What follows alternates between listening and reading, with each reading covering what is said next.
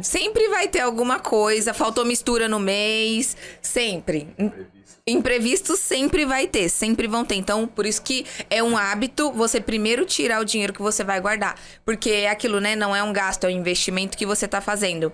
E aí, depois que eu aprendi a ir lá no banco e guardar o dinheiro, meu, quando você olha, você fala, caramba, já juntei tudo isso. Você começa a ficar feliz e, na verdade, você pensa, meu, o próximo mês, ao invés de eu comprar X, Y, Z, eu vou pegar esse dinheiro e vou guardar, porque eu tô vendo aquele montante ali crescendo. Tipo, começa a virar uma satisfação, sabe? Se tornar gostoso guardar dinheiro ao invés de um sacrifício que, às vezes, pra maioria das pessoas é muito sacrifício, né? Pegar ali R$ 10 e separar e realmente não usar e não gastar aquilo. Existem várias coisas que podem acontecer na nossa vida. Uma oportunidade. Às vezes a pessoa poderia ter uma oportunidade de negócio ou de fazer alguma coisa. E se ela tem o dinheiro ali guardado, ela poderia explorar aquela oportunidade e fazer aquilo, né? Seja, de repente, abrir um negócio com alguém, fazer alguma coisa. E isso é interessante. E eu brinco, isso aí é uma filosofia minha, tá? Algo que eu tenho convicção e que eu penso. A gente tem uma lei que o pessoal chama de lei de Murphy. Que é assim, se eu não tenho e eu tô só com aquele dinheirinho contado ali e acontecer qualquer imprevisto eu vou ter que gastar, a lei de Murphy diz assim, que aquele imprevisto vai acontecer. Agora eu vou dar um exemplo. Se eu tenho dinheiro sobrando ali, se acontecer, eu vou ter dinheiro para ir lá e cobrir enfim, aquela despesa, aquilo que acontecer? Meu, não vai acontecer. E aí é onde eu sempre falo assim, que é o caso do seguro. Se você não tem seguro e tá com o carro andando ali com o maior cuidado para que nada aconteça, alguma coisa acontece. Agora, se você tem um seguro, não tá nem aí, tá andando lá, meu, a lei de Murphy vai agir e não vai acontecer nada. Raramente vai acontecer alguma coisa. Talvez até pela nossa percepção também, se acontecer, você tá preparado. Então você não liga muito, você fala assim, né? meu, beleza, vida que segue, né? E aí o legal desse ponto aqui é que tem um estudo, eu vi no LinkedIn, tava mexendo lá, que fala que você ter uma reserva financeira, uma reserva de emergência, que é isso que a gente vem falando até aqui de ir poupando um pouquinho para fazer essa reserva de emergência, traz mais satisfação para a pessoa do que altos salários, do que conquistas financeiras, digamos assim, né? E aí, até pouco tempo atrás, eu não entendia isso. Depois que a gente começou e falou assim, opa, agora a gente vai ter nossa reserva de emergência, estamos não, como é que eu posso dizer, seguros de tudo, né? As coisas podem acontecer, existem riscos de viver, né? A vida, ela é desafiadora e acontecem coisas. Mas quando a gente deita a cabeça no travesseiro, porque tem nossa reserva de emergência, olha lá e fala assim, meu, se amanhã eu ficar desempregado, minha vida vai continuar aqui e vida que segue. Eu tenho uma reserva de emergência, eu consigo me virar.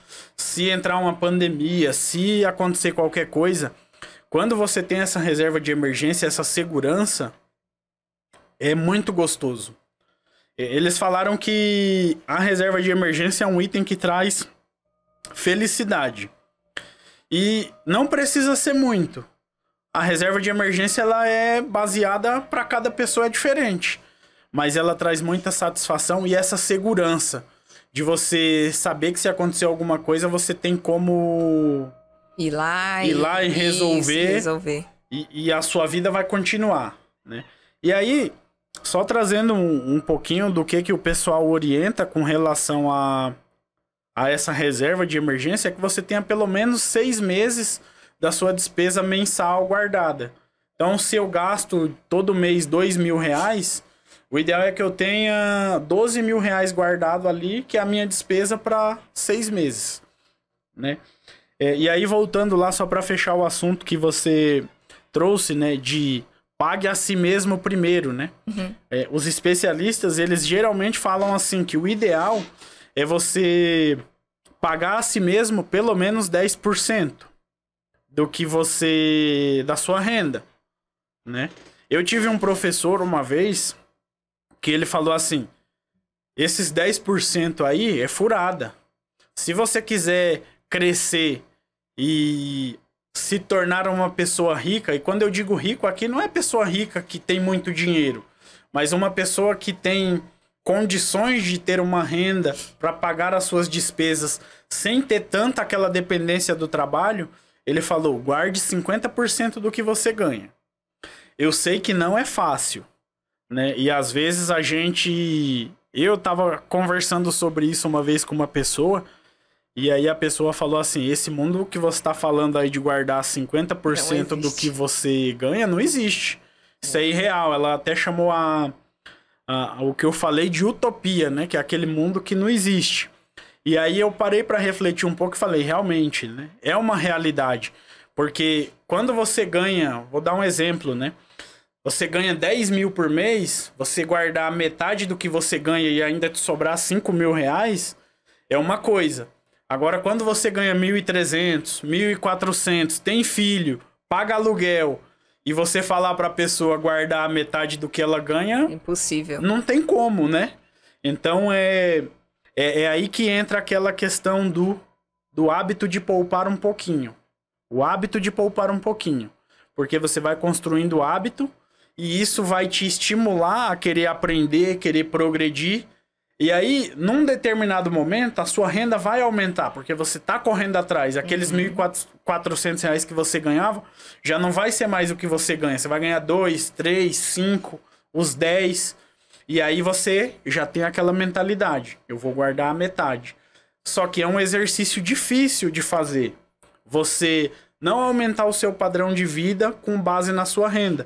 Por quê? Porque muitas vezes você vai ver amigos seus comprando aquele carrão, comprando aquelas roupas de marca, tendo aquele iPhone, e você exercitar esse poder de falar assim, não, eu não vou comprar para seguir o pessoal e vou poupar para o meu futuro e para mim, é isso aí que vai fazer a diferença, né? E é difícil, até coloquei aqui assim, né? Como que, tipo, um casal pode lidar, né, com a pressão externa de parentes, familiares, em relação às finanças do casal, né? E isso é uma coisa que eu acho que a gente até vive um pouco, porque os meus pais sempre perguntam, quando que vocês vão comprar uma casa? E a gente não tem casa própria ainda, né? Então, quando que vocês vão comprar uma casa? Inclusive, antes de eu aprender sobre isso, eu sempre quis comprar uma casa. Eu acho que assim, a pergunta é, né? Quem não quer ter uma casa? Mas depois que ele me ensinou muitas coisas sobre isso, que a gente pensou, né, por exemplo, no bairro onde a gente mora, uma casa mais ou menos vale uns 300 mil e tal. Mas se a gente pegar esse dinheiro e investir, ao invés de comprar uma casa, a quantidade desse dinheiro que ia render, você ia poder, sei lá, daqui a alguns anos, comprar uma casa muito maior, muito melhor, porque ao invés de você ter gastado hoje, você guardou esse dinheiro, investiu, aprendeu a usar, né? Para que você tivesse algo melhor amanhã. Então, como lidar com essa parte externa, né, de familiares, de amigos, e que nem você falou, pô, meus amigos têm, eu tô no mesmo emprego que eles, eu ganho a mesma coisa, o equiparado ali, pô, fulano tem um carrão, chega na empresa com um carrão, e eu chego ali com o meu carro velhinho, com o meu fusquinha, né, e muitas vezes, uma vez eu até escutei Rodrigo Faro, né, que é aquele famoso, falando sobre isso, que ele trabalhava começou a trabalhar na TV e todo mundo trocando de carro, comprando casa, e ele chegava lá com um carrinho velhinho dele e a galera zoava muito ele por conta disso. E aí, até que chegou um momento da vida dele que ele começou a subir de cargo, ganhar mais e tal, e aí ele apareceu, tipo, com um carrão, com uma casa que nenhum desses amigos ainda tinham, e falou, nossa, mas como que você conseguiu conquistar tudo isso? Assim, o pessoal achou que caiu do céu. Só que o que aconteceu foi, ele poupou lá no começo, andou com o carrinho velho dele, com os amigos zoando ele e tal, só que ele não tava gastando, ele tava investindo o dinheiro dele pra ter algo melhor amanhã, né? Então, quando a gente fala de finanças, acho que em casal, é uma coisa também que há de se pensar, sabe? Deixa o pessoal zoar, deixa o pessoal falar o que quiser. Que nem eu falei, né? A gente tem a pressão, às vezes, dos meus pais, dos meus familiares, perguntando, mas você pode comprar uma casa, por que você não vai lá? Porque a gente não quer fazer dívida, porque a gente tá deixando de fazer esse gasto hoje, né? Pra talvez ter uma coisa melhor no futuro amanhã. Aí eu entendo e vou dizer, a gente aqui não tá aqui pra dizer o que cada um tem que fazer. Eu gosto muito de dizer que cada um é livre pra fazer as suas escolhas. Tem pessoas que vai dizer assim, a minha casa é o meu sonho e eu quero viver pra fazer isso. E tá tudo bem, tá tudo certo.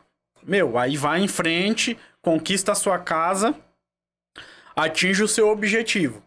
Por quê? Porque é o seu sonho, né? Talvez não vai ser a melhor... como é que eu posso dizer? A melhor decisão financeira? Não, mas e daí? Né? Vá em busca do seu sonho. Essa questão de pressão, né? Talvez de familiares, às vezes a gente vê, a pessoa comprou um carrão e aí tá com aquele carro e tem aquela coisa, né? Que você fala, eu também tenho que ter o meu aqui pra poder tá junto ali. Não, fulano comprou um apartamento, não, também tenho que tá sempre acompanhando. Isso aí é um dos grandes vilões da vida financeira, né? Eu já aprendi, não foi fácil, mas eu já aprendi a ignorar isso. E pra mim hoje é um prazer muito grande, às vezes eu ver alguém lá com um iPhone, eu olhar, eu poder comprar um, mas eu não ter porque eu escolhi não ter. Porque a minha prioridade não é essa, a minha prioridade é outra. Eu olhar alguém com um carrão, com a tracker lá, eu olhar, dizer assim, cara, eu poderia comprar uma tracker, mas eu, por escolha minha, por exercício da minha vontade, escolher não comprar. Não, por quê? Porque isso não é a minha prioridade. Qual é a minha prioridade? O meu grande desejo, né? É que chegue um momento em que os meus rendimentos dos meus investimentos seja suficiente para pagar as minhas despesas e eu não precise mais trabalhar. Eu ter rendimentos suficientes para bancar as minhas despesas e eu escolher se eu quero trabalhar ou não. Muitas e agora virou nosso, né? Porque eu não pensava assim, né? Antes eu queria ter uma casa, um carro, até que eu aprendi como funciona esse negócio de finanças, né? Que às vezes parece até meio complicado, mas acho que você aprende um pouquinho, né? Que foi o meu caso. Que o meu suporte maior é ele, né? Ele que entende mais, mas depois que eu aprendi um pouquinho, esse passou também a ser o meu sonho, que agora é nosso, né? Que é guardar hoje pra ter uma coisa melhor ali amanhã, né? Eu brinco com meu sogro que eu quero me aposentar, né? Meu sogro hoje ele já é aposentado. Mas eu brinco com ele, eu falo, não, eu quero me aposentar. E aí o meu objetivo é justamente esse, é me aposentar, né? Só que quando a gente fala em aposentadoria, parece ser um negócio assim, não vai trabalhar mais, né? Vai ficar só aí sem fazer nada, largado no sofá assistindo. A minha visão de aposentadoria é justamente a independência financeira. Quando o meu patrimônio for capaz de bancar as minhas despesas. E aí depois eu vou continuar trabalhando. Eu não me vejo uma pessoa aposentada no sofá o dia inteiro sem fazer nada. Eu vou trabalhar naquilo que eu gosto, nos projetos que eu acredito, fazendo as coisas que me dá prazer e que eu gosto. E eu ainda tenho um pensamento de que quando eu chegar lá, nessa fase, vai ser o momento que eu mais vou ganhar dinheiro. Porque eu vou estar fazendo com mais paixão, com mais vontade, e ali eu vou começar a, de fato, ganhar dinheiro.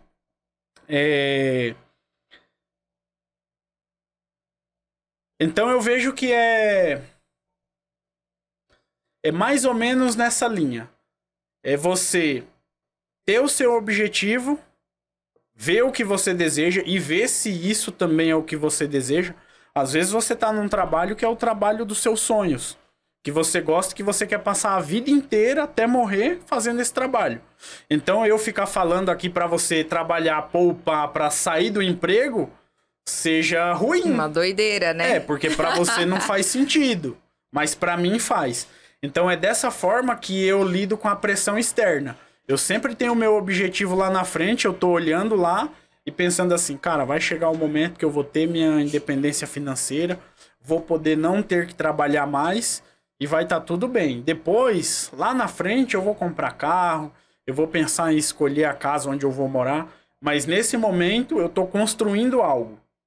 E aí eu não posso me deixar levar pela moda, pelo que as outras pessoas estão fazendo. Pensar de você. Exatamente.